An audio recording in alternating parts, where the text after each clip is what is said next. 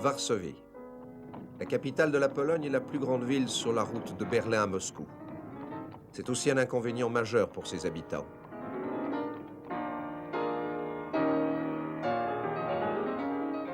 Pendant les années 30 et après la Deuxième Guerre mondiale, la capitale polonaise fut entièrement reconstruite. La plus grande partie le fut dans le même style qu'auparavant.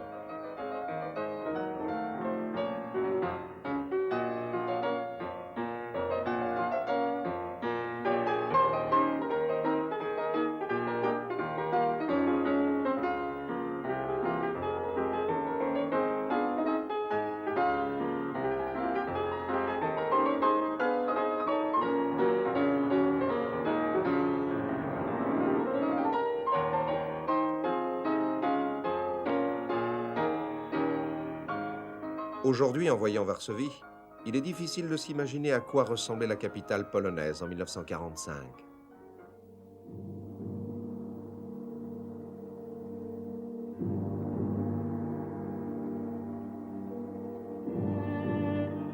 « 90% de la ville est en ruine, détruite en partie par les Allemands quelques semaines avant qu'on les chasse.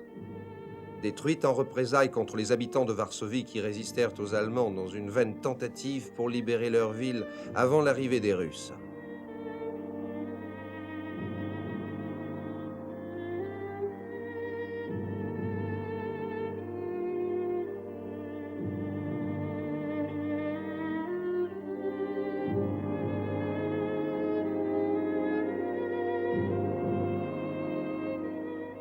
L'insurrection de Varsovie en automne 1944 est l'une des plus grandes et des plus discutables épopées de l'histoire humaine.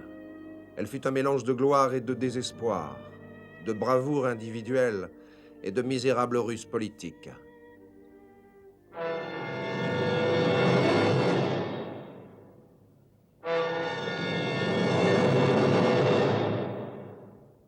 Peu de gens se souviennent que la Deuxième Guerre mondiale débuta à Varsovie, une ville qui à l'époque comptait 1 250 000 âmes.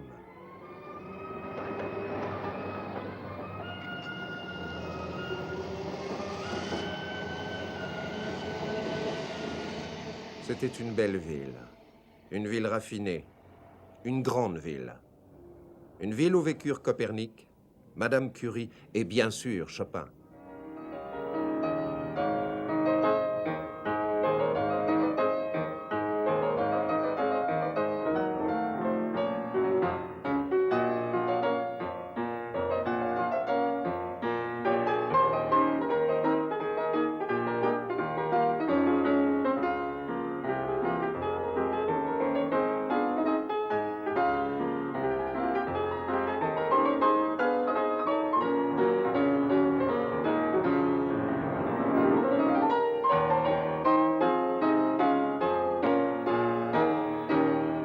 C'est avec l'aide de l'Angleterre, quand Hitler envahit la Pologne en 1939, que ce conflit local se transforma en une lutte globale.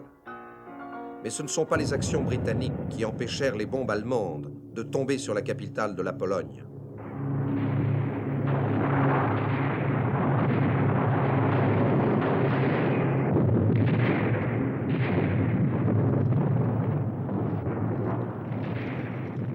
Hitler n'eut besoin que de 30 jours pour mettre à genoux son voisin de l'Est et permettre ainsi à ses Stukas de frayer un passage aux soldats en parade dans les rues de Varsovie.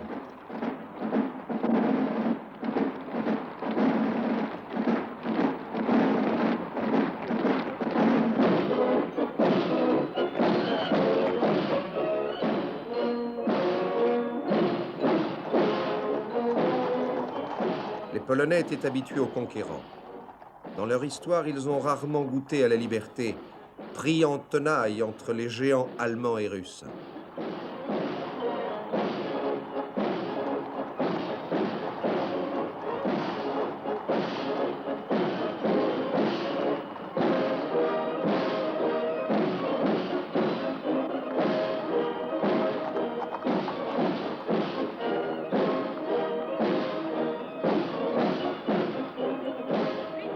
À cause de cela, les Polonais ne reçurent pas à bras ouverts les conquérants. Alors que les troupes allemandes marchaient au pas de loi dans la capitale polonaise, déjà la résistance s'organisait contre Hitler. des représentants des principaux partis politiques polonais se réunirent le jour même dans la chambre forte de la Banque d'État afin de fonder le mouvement de résistance. Les communistes, bien sûr, ne participèrent pas à cette réunion. Beaucoup d'entre eux préféraient oublier que la Russie s'était alliée avec Hitler pour dépecer la Pologne lorsque débuta la Seconde Guerre mondiale. Les Polonais s'étaient vus débarrassés des tsars en 1919, après plus d'un siècle de domination. 20 ans plus tard, en septembre 1939, ils durent subir le morcellement de leur pays par une nouvelle génération de Russes, les bolcheviks de Staline. Une semaine avant la capitulation de Varsovie, un gouvernement polonais en exil avait été formé à Paris sous la direction du général Sikorski.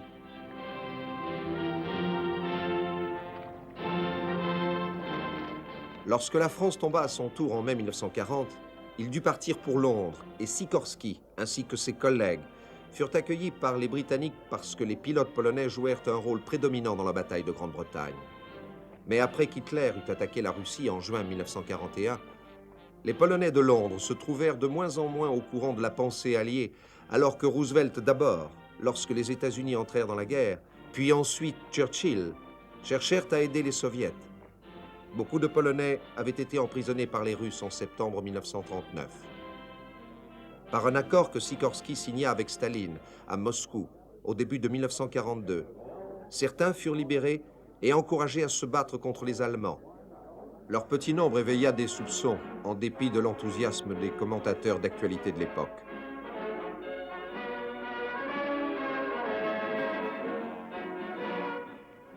Malgré ses 62 ans, le Premier ministre soviétique est un homme d'État viril et en pleine force de l'âge. Une atmosphère bon enfant et sincère a présidé aux réunions de la Chambre du Conseil de Moscou, ce qui est de bon augure pour le futur.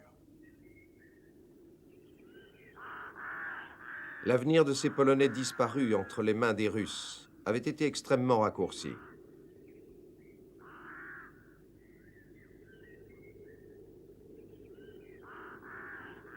Ici, dans les bois près du village de Katyn, à environ 20 km à l'ouest de Smolensk, les Allemands découvrirent en avril 1943 4500 cadavres putréfiés d'officiers polonais.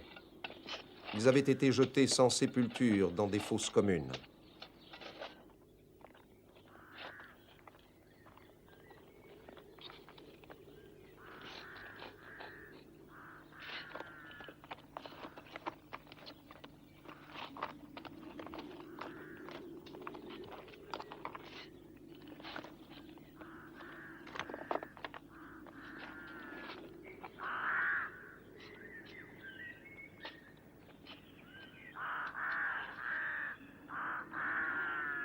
Tous avaient été fusillés, la plupart dans la nuque. Staline prétendait que c'était l'œuvre des nazis, mais les observations des médecins démontrèrent qu'ils avaient été tués 3 ans plus tôt, lorsque la région était sous occupation soviétique. Lorsque les Polonais de Londres demandèrent une enquête par la Croix-Rouge internationale, Moscou refusa de continuer à traiter avec eux, et même l'intervention de Churchill ne parvint pas à réconcilier les deux parties. Les partisans d'Hitler profitèrent de Katyn pour essayer de diviser les Soviets et leurs alliés de l'Ouest. Mais les traitements infligés par Hitler aux Polonais n'étaient pas meilleurs. La nation qui avait tant contribué à la civilisation occidentale était devenue simplement une réserve d'esclaves pour le Reich d'Hitler.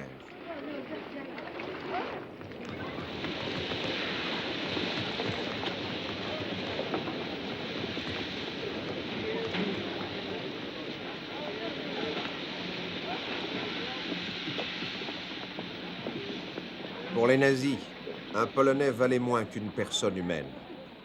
Juifs, gitans et Polonais était une expression répandue chez les nazis. L'homme désigné par Hitler pour gouverner la Pologne a dit « Si je devais coller une affiche chaque fois que 7 Polonais sont liquidés, toutes les forêts de Pologne ne fourniraient pas assez de papier. » À l'époque, la Pologne était l'un des pays les plus boisés d'Europe. Au début de la guerre, un tiers de la population de Varsovie était juive. Concentrés d'abord dans un ghetto au cœur de la capitale, les Juifs de Varsovie, ainsi que les autres Juifs polonais, furent déportés en masse vers les camps d'extermination d'Auschwitz et de Treblinka, situés sur le sol polonais. En été 1943, les derniers habitants du ghetto environ 70 000 personnes sur les 400 000 que comptait le ghetto 3 ans plus tôt, se soulevaient dans une lutte sans espoir contre l'oppresseur nazi.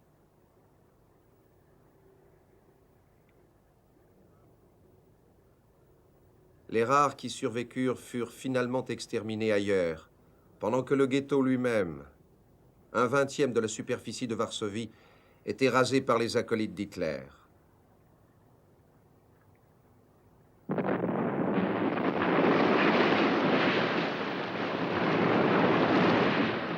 Au moment même de la destruction du ghetto, la vague guerrière déferlait contre les Allemands, notamment sur le front Est, après leur grande défaite à Stalingrad. Au début de 1944, les Russes avaient balayé les Allemands du territoire soviétique et étaient entrés en Pologne. Le gouvernement polonais en exil à Londres écrivit à Staline en lui demandant le respect des droits de la Pologne, sans savoir que Churchill et Roosevelt s'étaient mis d'accord avec Staline pour que la Russie garde la partie de la Pologne qu'Hitler lui avait accordée en septembre 1939. Faire plaisir aux Russes était devenu plus important qu'honorer ses promesses. Ce qui était plus alarmant pour les Polonais de Londres, c'est que lorsque les Soviets approchèrent de Varsovie, au lieu d'accueillir les résistants polonais venant à leur rencontre, ils les désarmèrent et les mirent en prison, et dans certains cas les fusillèrent de sang-froid. Lorsque la ville de Lublin fut libérée le 24 juillet 1944, Staline y établit un gouvernement rival à celui de Londres. Un gouvernement communiste, bien sûr. Pour les Polonais non communistes de Londres, le temps commençait à jouer contre eux. Lorsque les Allemands se mirent à saboter les lignes de communication soviétiques, les Polonais de Londres virent qu'un effort était nécessaire pour éveiller la conscience du monde entier. 2 ans auparavant, la majeure partie de la résistance polonaise, qui comptait 350 000 hommes, avait été organisée en une soi-disant armée locale, secrète, approvisionnée par la Grande-Bretagne. Les Polonais de Londres avaient l'idée d'utiliser cette armée pour libérer la Pologne, ou tout au moins Varsovie, le moment venu. Les plans pour une révolte de la capitale avaient été conçus dès le début de février 1943. À la mi-juillet 1944, les Russes, ayant balayé les Allemands hors de la zone polonaise, avaient l'air prêts pour envahir Varsovie. Le 23 juillet, la 9e armée allemande déferla sur Varsovie, faisant exploser sur son passage les installations stratégiques.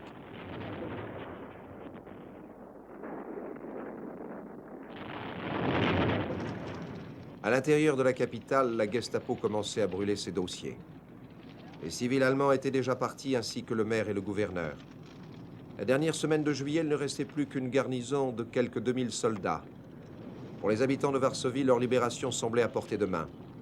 Zbigniew Bokiewicz se souvient. Il suffisait d'aller dans une des artères est-ouest de la ville pour constater le retrait total des troupes allemandes. On voyait aussi des tas de camions transportant les meubles et les affaires des officiels allemands qui évacuaient Varsovie. Et 2 jours avant l'insurrection, je crois, même la Gestapo quitta les lieux. Monsieur Matejewski nous donne un autre témoignage. Un grand nombre de soldats allemands traversaient la ville, d'est en ouest. Ils étaient en piteux état. Ils utilisaient les charrettes des paysans attelés de mauvais chevaux. Ils étaient blessés. Parfois, des soldats n'avaient pas de chaussures. Alicia Ivanska se souvient aussi. On pouvait voir les tanks et l'armée allemande se diriger vers l'ouest, et une grande peur se lisait sur le visage de ces hommes. Personne n'en doutait, vous voyez. Nous étions sûrs que les Allemands fuyaient, et nous étions sûrs que le front russe se rapprochait. Nous entendions de temps en temps le bruit des canons à l'est.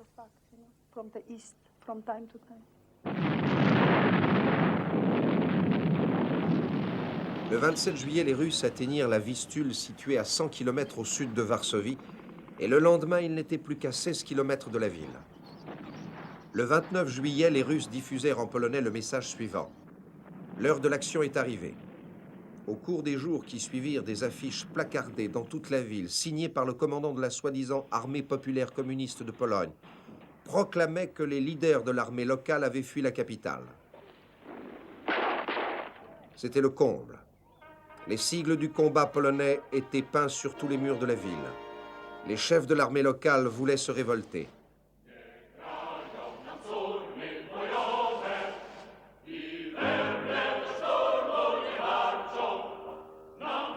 À Après de longues années d'attente, la vie devint stimulante pour les habitants de Varsovie. Monsieur Bokiewicz était parmi eux. Nous étions absolument transportés de joie, car pour la première fois, nous pouvions nous déplacer et parler librement. Nous étions libérés de la Gestapo qui traînait sans cesse autour de nous depuis l'occupation allemande. Monsieur Matejewski se rappelle aussi ces instants. Les premiers jours, tout le monde était heureux, enthousiaste. Beaucoup de drapeaux polonais flottaient sur les toits. Et tout le monde chantait, riait, et espérait que ce fût la fin de l'Allemagne. Et tout le monde s'attendait à ce que les Russes traversent la Vistule dans 1 ou 2 jours. Le docteur Sofia Noviak apporte un autre témoignage. Au tout début de l'insurrection, l'humeur était joyeuse et sévère en même temps. Nous nous tenions à l'écart des Allemands. Oh, nous étions à bout. Nous ne pouvions plus les supporter et nous nous disions tous que trop, c'est trop. Un savant réseau de barricades anti-chars était maintenant dressé dans toute la ville, construit le plus souvent avec les inévitables pavés. Une ligne de défense séparait aussi des quartiers entiers de la capitale et même des maisons individuelles, voire même les étages à l'intérieur d'un même immeuble.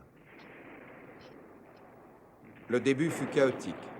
Après 4 années de préparation, certains habitants furent informés seulement quelques heures avant le début de l'insurrection. Certaines unités de l'armée locale se retrouvèrent dans un quartier différent de celui qui leur avait été attribué et sans leurs armes. L'effet de surprise aurait été de la plus grande importance, mais hélas, il n'eut pas lieu. Le commandement de la garnison allemande connaissait l'heure exacte de l'insurrection avant la plupart des participants. Au début de l'insurrection, les Polonais comptaient 38 000 soldats, dont 4 000 femmes. Mais seulement 1/15 d'entre eux, 2 500 exactement, possédaient des armes convenables. Le reste, jusqu'à ce qu'ils puissent en capturer, devait se débrouiller avec des bâtons, des épées, des fusils de chasse vétustes. Ils étaient face à une garnison allemande qui entre-temps était passée à 13 000 hommes, tous bien équipés, avec un armement lourd, des tanks et des avions à leur disposition. Bien sûr, les Polonais n'avaient ni chars, ni artillerie, ni avions.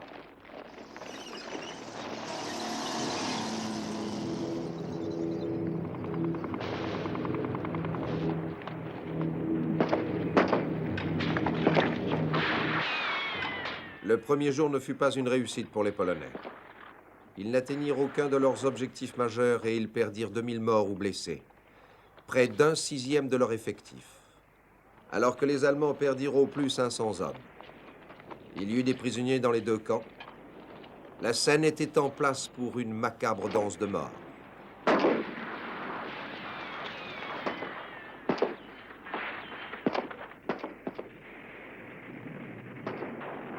Pendant ces premières 24 heures, les Polonais réussirent à reprendre seulement une partie de la ville. Les Allemands contrôlaient toujours les ponts sur la Vistule, l'électricité, les gares, les aéroports ainsi que le central téléphonique. Comme le téléphone les trahissait et comme ils ne possédaient qu'un équipement radio de fortune, les Polonais devaient compter sur un groupe de braves filles transformées en messagères. Beaucoup d'entre elles y ont perdu la vie. Lorsqu'ils reçurent une radio convenable, ils appelèrent Londres pour réclamer immédiatement de la nourriture et des armes. Ils demandèrent aussi qu'une offensive soit lancée tout de suite du côté russe et que le régiment de parachutistes polonais soit largué au-dessus d'un des parcs de la ville. Même si cela était physiquement possible, le régiment avait été désigné pour d'autres exploits plus proches du cœur anglais, Arnhem.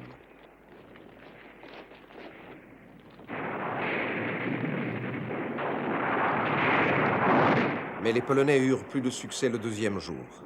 Ils reprirent la centrale électrique et le bâtiment principal de la poste. Après 5 années d'occupation, le moral des Polonais remonta sensiblement lorsqu'ils virent les nombreux prisonniers allemands. Ils s'étaient également approprié un stock d'uniformes ennemis qu'ils endossèrent pour créer une confusion générale, même s'ils portaient des brassards aux couleurs polonaises, rouge et blanc. Londres répondit alors que depuis que Varsovie était si loin des états-majors anglais ou américains, une aide aérienne ne pourrait être apportée tout de suite. De telles manœuvres nécessiteraient une planification prudente. Cela prendrait beaucoup de temps. Jusque-là, Varsovie devait résister du mieux qu'elle pourrait. Pour le moment, la garnison allemande semblait se contenter de contenir les Polonais. Aucune contre-offensive n'avait commencé. Et lorsqu'Hitler apprit la nouvelle de l'insurrection, il ordonna que les Polonais soient éliminés et leurs villes rasées à titre d'exemple pour le reste de l'Europe occupée. Cette tâche fut confiée à Heinrich Himmler, commandant en chef des SS. Tout ceci n'était pas connu des défenseurs de Varsovie alors qu'ils se prélassaient sous le doux soleil d'août. Ils ne savaient pas non plus qu'Hitler avait définitivement décidé de défendre Varsovie et qu'il avait dépêché ses meilleures troupes quelques jours avant le début de l'insurrection. Après avoir attendu si longtemps, les dés étaient jetés pour les Polonais. Les nouvelles recrues de l'armée locale manquaient d'entraînement. On s'avisa de l'opportunité d'une instruction sur le maniement des armes.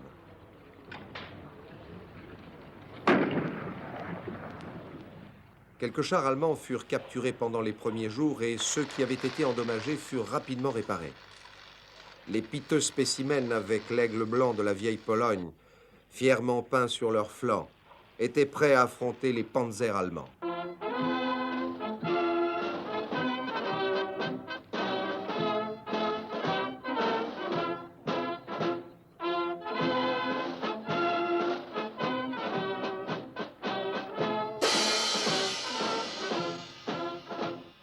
Des médailles furent frappées et distribuées aux premiers héros.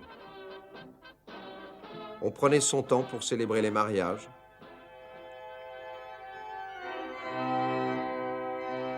Après avoir mis de côté ces terribles années d'occupation allemande, la vie culturelle polonaise fit un bond en avant. Bien sûr, les enfants ne furent pas oubliés.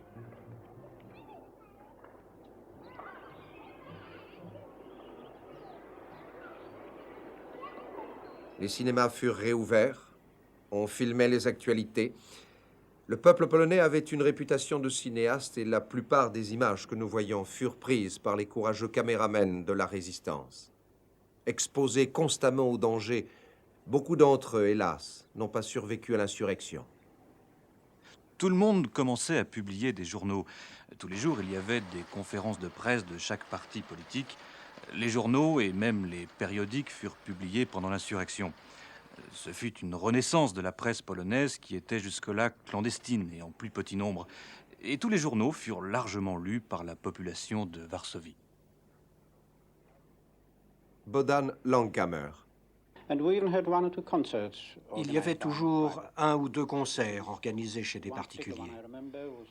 Je me souviens d'un de ces concerts dans un beau salon, dans le style typique de l'avant-guerre, qui avait résisté d'une manière ou d'une autre, et d'une dame âgée qui jouait du Chopin.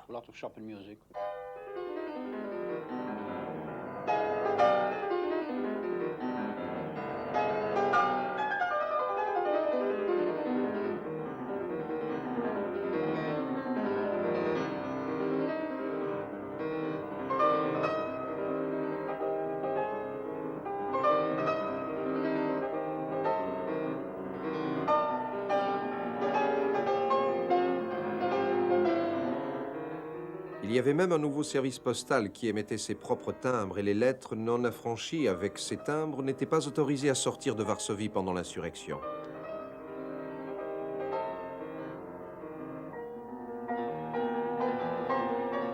Le courrier était pris en charge par les scouts qui défiaient les balles allemandes, descendaient dans les souterrains et rampaient dans les égouts pour être sûrs que la lettre arriverait à destination avant la nuit. C'était gratuit, mais on encourageait les destinataires à donner des livres pour occuper les blessés. Un véritable labyrinthe de tunnels traversait les lignes allemandes et polonaises et surgissait de terre dans la partie libre de Varsovie. Il était emprunté non seulement par ses postiers, mais aussi par les messagères délivrant les plis entre les unités. Les munitions étaient convoyées de la même façon.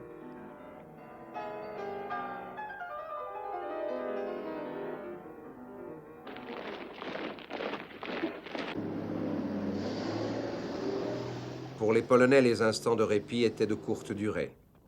Au matin du 3e jour, les forces d'Himmler se jetèrent dans la ville. Un samedi qui fut rapidement connu sous le nom de samedi noir. Chaque Polonais surpris fut tué. Civils et militaires, vieux et jeunes, femmes et même enfants. Ni les blessés et les malades des hôpitaux ne furent épargnés. 30 000 Polonais sont morts ce jour-là. Les pertes du côté allemand s'élevaient à 6 morts et 30 blessés. Les Polonais furent tellement démoralisés que si ce boucher d'Himmler, au lieu de tuer, s'était davantage concentré sur la reconquête du territoire, la bataille pour Varsovie aurait été alors décisive. Du côté polonais, les réserves de munitions s'épuisaient aussi très rapidement. Et comme si cela ne suffisait pas, le lendemain, le dimanche 6 août, Les Stukas lâchèrent leurs bombes.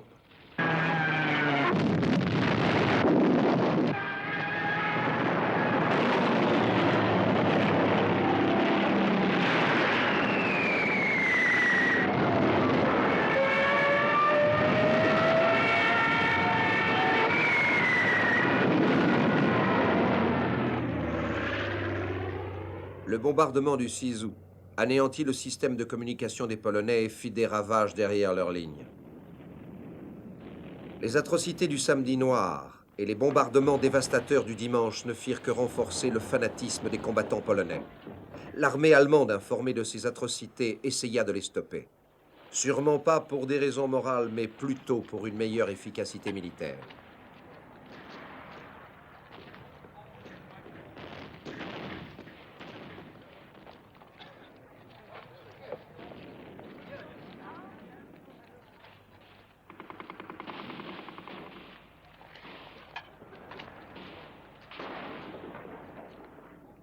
Les caves furent transformées en hôpitaux et la contribution des médecins et des infirmières fut poussée jusqu'à ses limites.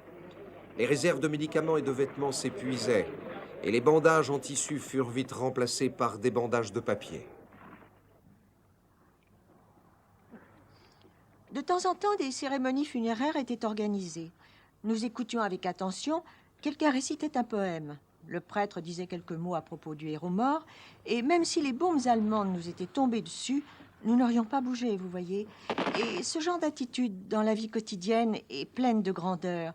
Et nous la considérions comme naturelle. Alors, lorsque le danger arrive, on ne peut pas vraiment changer son comportement.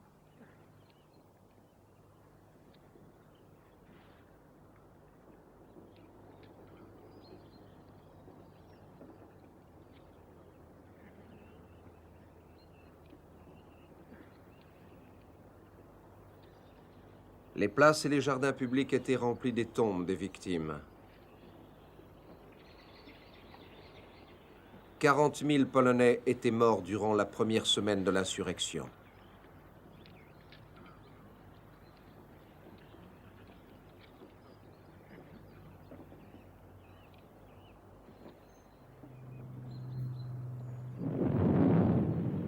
Dans les grands immeubles, qui normalement contiennent 10 ou 12 appartements, il s'y réfugiait parfois 5 à 6 000 personnes. Et par conséquent, si une bombe tombait sur cette maison, les pertes étaient évidemment considérables. C'était plus difficile pour les civils de garder le moral, parce qu'ils étaient enfermés dans les sous-sols, avec interdiction de circuler et ils ne prenaient pas part à l'action.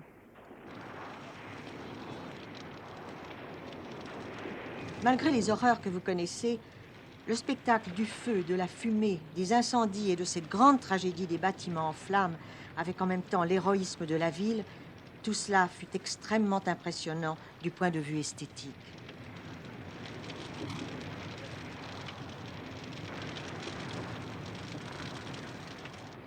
Mais la plupart des conduites d'eau avaient été endommagées pendant les bombardements et les puits de la ville furent vite ensevelis sous les décombres.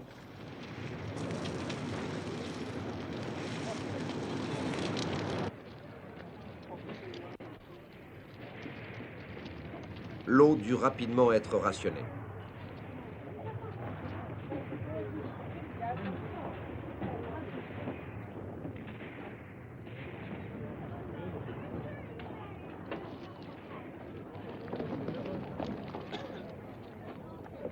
La nourriture fut dès le début un problème. Quand on sait que l'insurrection débuta avec des provisions pour 5 jours seulement et pour toute la population de Varsovie, Il y avait très peu de nourriture. C'était surtout de la soupe avec, vous savez, des macaronis, du kasha et des trucs de ce genre-là. Dans ces circonstances, on ne pense pas beaucoup à la nourriture. On se sentait faible physiquement et parfois on avait une sorte de nausée provoquée par la faim. Vous voyez, c'est tout. Nous n'avions pas beaucoup de viande. Parfois, quelqu'un tuait un cheval ou un chien et j'arrivais à manger du cheval, mais à contre-cœur. J'en avais l'habitude parce que pendant la guerre, de temps en temps, ma grand-mère habitait là et elle faisait du steak de cheval, vous voyez. Mais quand ils commencèrent à tuer les chiens, J'aime beaucoup les chiens. Je me serais sentie cannibale en mangeant du chien. Alors je n'ai jamais essayé. Mais je sais que des gens encore plus affamés que moi l'ont fait. Dr Stislav Sutorovsky. Il n'y avait pas de rats à Varsovie. La ville était en flammes. La ville brûlait. Les rats sont sans doute partis à cause de la chaleur. Les réserves étaient pleines de sucre, du sucre en morceaux. Alors on mangeait du sucre en morceaux, ainsi ça nous nourrissait à peu près. Et l'alcool aussi était vraiment en grande quantité. Certains même se baladaient, je me souviens, avec une bouteille en buvant à petites gorgées.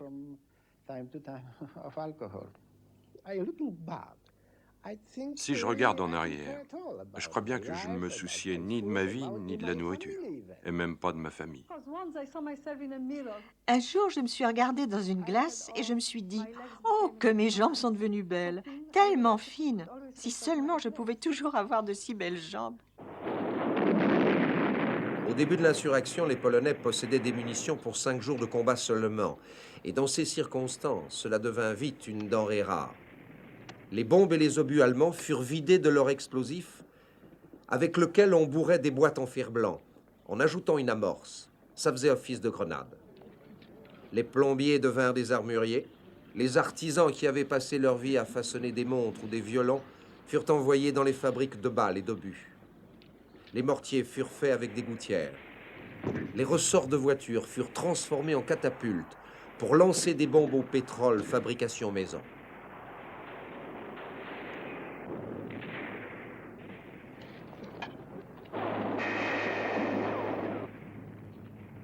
Après le bombardement du 6 août, à la demande des Polonais de Londres, des avions anglais assurèrent la couverture aérienne de temps en temps.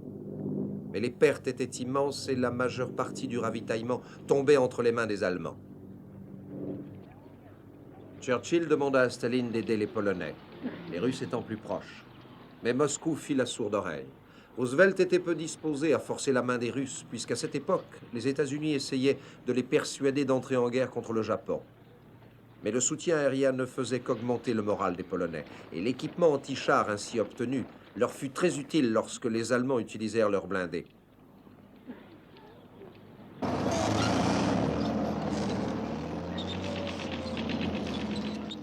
Le commandant en chef du front de l'Est, le général allemand Guderian, écrivit dans ses mémoires que la bataille de Varsovie fut beaucoup plus féroce que celle de Stalingrad. Dans Varsovie, le combat le plus acharné se situa au cœur de la vieille ville, là où se concentrait la majeure partie des défenseurs polonais. De rue en rue, d'immeuble en immeuble, de brique en brique, la reconquête du vieux Varsovie avançait. Les Allemands utilisèrent leurs chars pour bombarder la ville depuis leur position.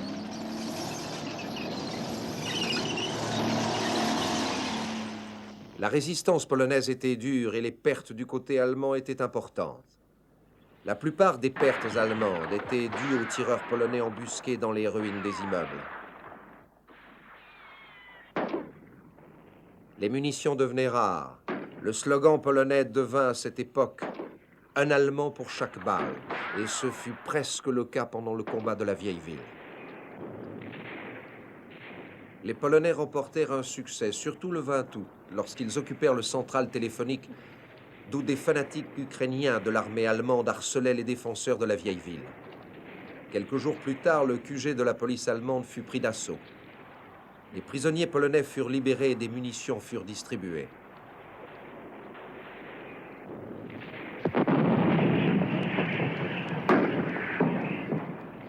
À partir de ce moment-là, la bataille autour de la vieille ville s'intensifia alors que les Polonais étaient encerclés et repoussés vers des positions plus fragiles. Les Allemands avaient doublé leurs effectifs, passant à 30 000 hommes ou plus.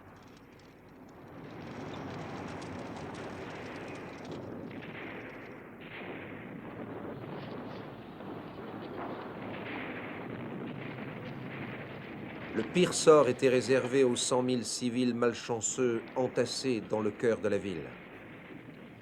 Ces bombardements étaient ininterrompus, vraiment ininterrompus. Vers la fin de mon séjour dans la vieille ville, je ne les entendais même plus. Les tirs d'artillerie étaient permanents. Les tirs des mortiers étaient permanents. Les chars arrivaient et bombardaient n'importe quoi. Vers la fin, le combat se livrait de maison en maison. Dans la cathédrale Saint-Jean, les Allemands se trouvaient au grand hôtel et nos troupes au niveau du chœur. Littéralement, nous nous battions d'une pièce à l'autre.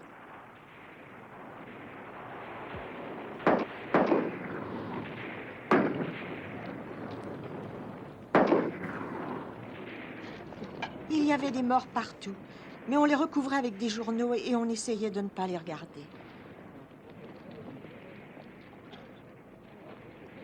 J'ai été écœuré.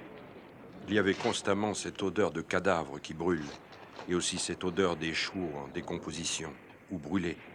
Tout brûlait. Il faisait très chaud. Un mois d'août et de septembre très chaud. Pas la moindre goutte d'eau, ce qui était terrible pour nous. Parce que s'il y avait eu des nuages, il n'y aurait pas eu d'avions allemands détruisant les maisons, puis les églises et les grands immeubles. Parce qu'en attaquant des objectifs vitaux, ils tuèrent plus de monde.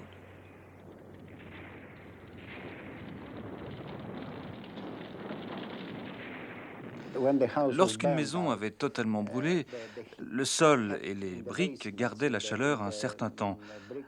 Alors nous utilisions ces briques pour faire cuire des pommes de terre entre les briques. Mais comme tout le monde ne possédait pas de pommes de terre, ce n'était pas possible pour tous, bien évidemment. Il y avait sans cesse des prières, des réunions religieuses. Il y avait des diseuses de bonne aventure qui, pour de l'argent ou même pour un morceau de pain, essayaient de prédire ce qui arriverait. Elles racontaient que les avions anglais et américains allaient arriver et que nous serions libres d'un moment à l'autre. Leur présence était très importante pour soutenir le moral de ceux qui ne prenaient pas part au combat.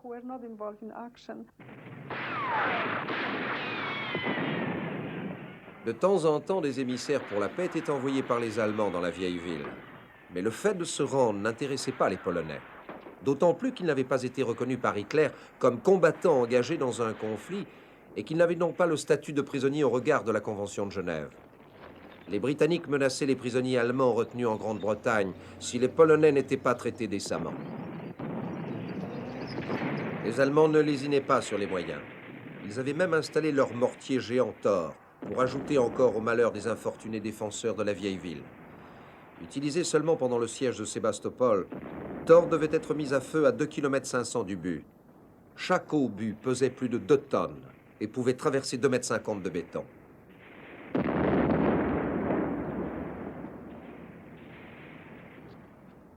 Les combats dans la vieille ville s'achevèrent le 1er septembre après 32 jours de siège. Ceux qui le pouvaient s'échappèrent par les égouts pour rejoindre d'autres positions polonaises dans la capitale. Et ils fuirent, malgré les Allemands qui les harcelaient en lâchant des grenades par les bouches d'égouts ou même qui répandaient des gaz explosifs.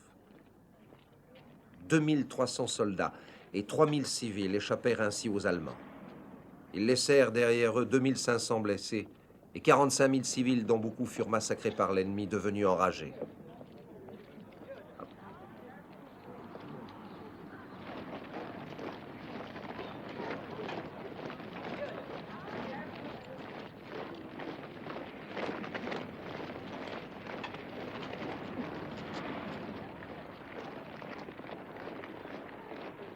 Après la chute de la vieille ville, les Polonais pensaient sérieusement à se rendre, d'autant que les Allemands leur reconnaissaient maintenant le titre de combattants. Mais soudain, le 10 septembre, les Soviétiques renouvelèrent leur offensive contre Varsovie et offrirent leur aide aux Polonais assiégés. Soutenu par l'opinion publique britannique et embarrassé par la situation critique de Varsovie, Churchill avait harcelé Staline, bien que le dirigeant soviétique ait surnommé les défenseurs de la ville d'aventuriers criminels. La reconnaissance aérienne allemande avait établi que les Soviétiques disposaient de 60 terrains d'aviation, d'où 2400 avions pouvaient aisément atteindre Varsovie. Le 13 septembre, quelques avions russes effectuèrent des raids au-dessus de Varsovie. Atterrissant sans parachute, la plupart du matériel qui n'était pas tombé entre les mains des Allemands était trop endommagé pour être utilisé. Quelques chasseurs soviétiques firent des apparitions au-dessus de la ville pour décourager les Stukas. Quelques obus soviétiques tombèrent sur les positions allemandes. Le même jour, l'armée rouge, qui regroupait aussi les unités polonaises communistes, repoussèrent les Allemands sur l'autre rive de la Vistule, au-delà de Varsovie. Le lendemain, les Allemands firent sauter tous les ponts. Le 16 septembre, certaines unités polonaises essayèrent de traverser la Vistule pour rejoindre les défenseurs de la ville. Mais ils perdirent beaucoup d'hommes en raison de leur manque d'entraînement et de leur inexpérience. Ils furent de nouveau repoussés sur la rive droite. Les Russes ne répétèrent pas ce geste. Staline jugeait qu'il en avait suffisamment fait pour satisfaire Churchill.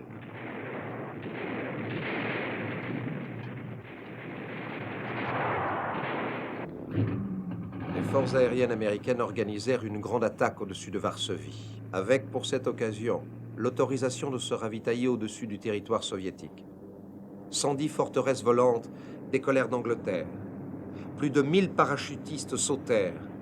Malheureusement, plus de 90% d'entre eux tombèrent entre les mains ennemies à cause de l'exiguïté du territoire tenu par les Polonais. Pendant un moment, cette action stimula le moral des défenseurs, mais hélas, cela ne dura pas. La garnison allemande, subitement réalimentée par le matériel saisi aux Américains, se trouvait en outre renforcée par les éléments de ces unités repoussées derrière la Vistule sous l'action de l'armée rouge. Les défenseurs de la ville se trouvaient ainsi doublement en difficulté et leurs poches de résistance tombèrent une à une lorsque les implacables panzers pilonnèrent immeuble après immeuble. Mais à part les munitions qui avaient pratiquement disparu, la chose que tous les Polonais avaient perdue, c'était leur ferveur. L'insurrection inspira de nouveaux chants patriotiques.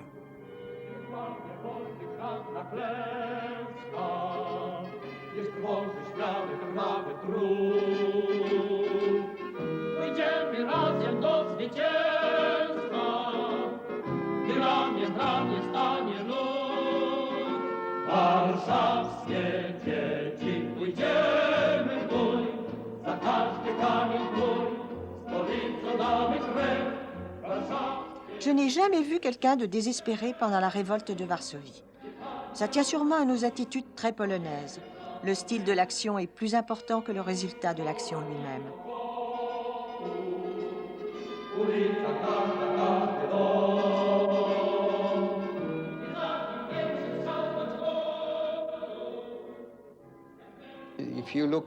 Si vous regardez l'histoire polonaise, vous verrez que nous avons commis ces actes de folie depuis 1797 pour défendre notre indépendance. Parfois ça marchait, parfois ça ne marchait pas. Et à partir de ce constat, il n'y avait pas d'autre possibilité. Nous avons toujours payé notre indépendance avec notre sang et nous n'avons jamais eu de chance avec nos alliés.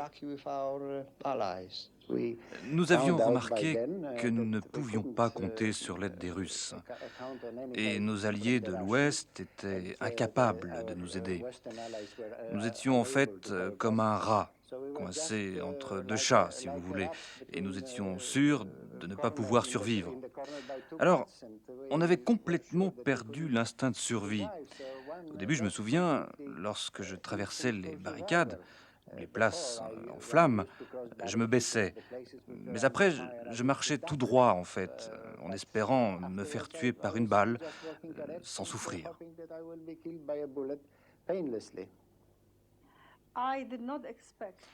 Je ne comptais pas sur l'aide des Russes parce que l'insurrection a été dirigée contre l'Allemagne et la Russie.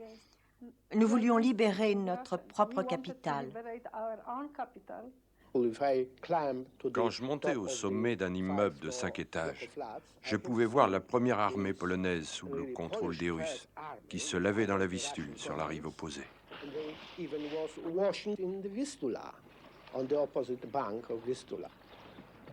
Le 29 septembre, les Allemands commencèrent à pilonner les dernières positions polonaises.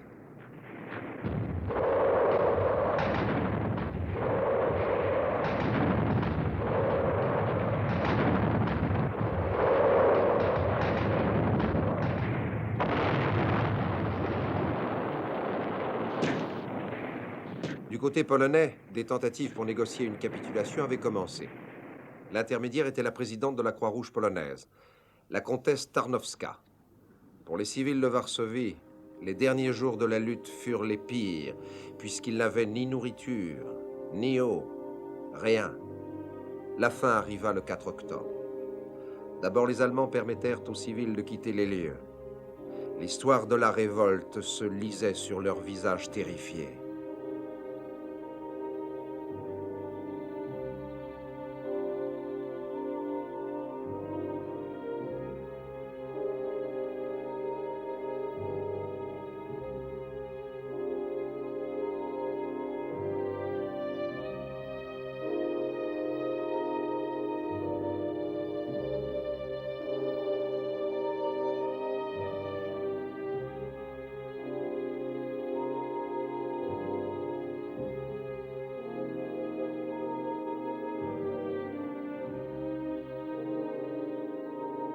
Le commandant polonais, le général Bor Komorowski, alla au quartier général de son homologue allemand pour signer les formalités de la capitulation. On lui offrit un repas dont il avait sans doute besoin, mais il refusa.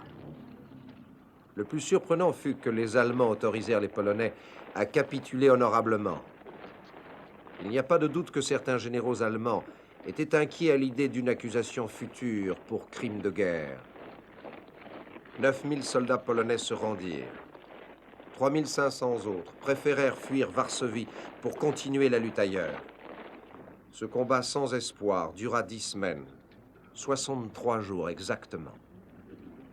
Aussi longtemps qu'en 1939, lorsque les Polonais contenaient les Allemands. 250 000 Polonais perdirent la vie au cours de ces combats. Les pertes allemandes furent à peu près de 1000 morts. Lorsque les derniers habitants furent conduits en dehors de la ville, Varsovie fut systématiquement détruite. Hitler avait décidé que ça ne se reproduirait plus.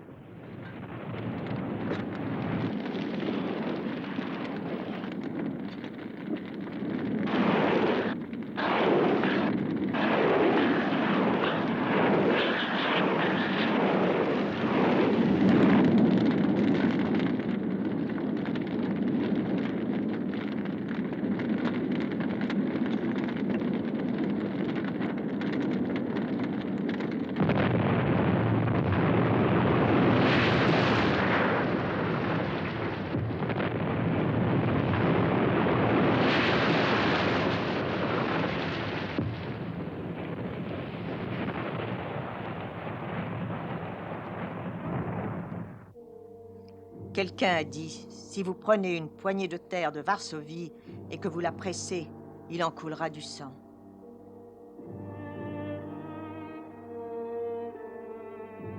Le 17 janvier 1945, 15 semaines après la capitulation et 25 semaines après le début de l'insurrection, l'armée rouge entra dans Varsovie. Aujourd'hui, dans leur capitale reconstruite, ce sont les Polonais qui président de nouveau aux destinées du pays.